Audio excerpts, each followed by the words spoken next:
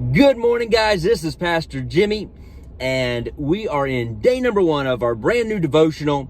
We are doing it church-wide at Life.Church, but you do not have to attend Life to do the devotional with us. You can just simply download the U-Verse Bible app, and this is a devotional on temptation. It's from Life.Church. You can also send us a friend request, and I believe the church username in the Bible app is Life.Church FP. And you can send us a friend request that way, or you can search for Jimmy Lloyd.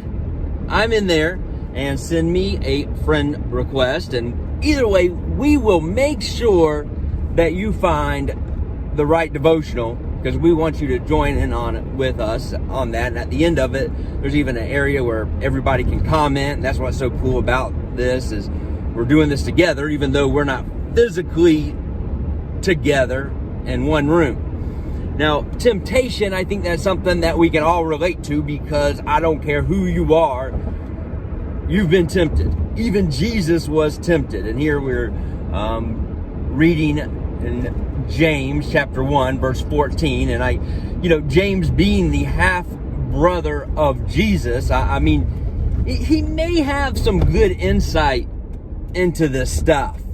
And he talks about us giving into our own selfish desires. And, it's easy to say, oh, man, the devil made me do that. Why'd you do that, Jimmy? The devil. Yeah. Ornery devil. Yeah, he made me do it. It's his fault.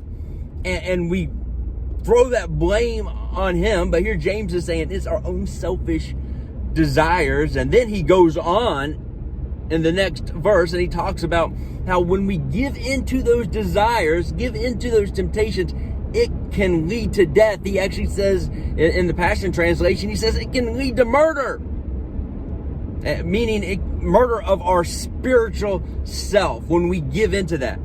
Just think of it this way: if you planted a garden and you had these flowers and stuff, and then you saw these little weeds growing up in that garden, and you just decided, you know what?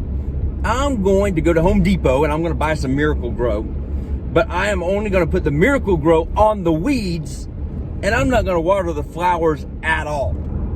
It wouldn't take long, would it, for your entire garden to be filled with nothing but weeds? Eventually the flowers are going to die, and you are just going to have a weed garden.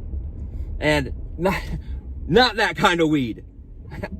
I heard it after I said it. But you're gonna have nothing but weeds in your garden. I'll put it that way. And somebody's gonna show up at your house and be like, dude, that is the ugliest garden I have ever seen. That's the same way with our lives. We give into those temptations and we think, well, it's just this one time. I'm not hurting anybody. Nobody's gonna even know that I did this. And then over time, it just creeps in, and these weeds start growing all around this garden that God has planted within us, given in to our temptations. All right, guys, that's it for today. This is a 7-day devotional, so I will see you tomorrow.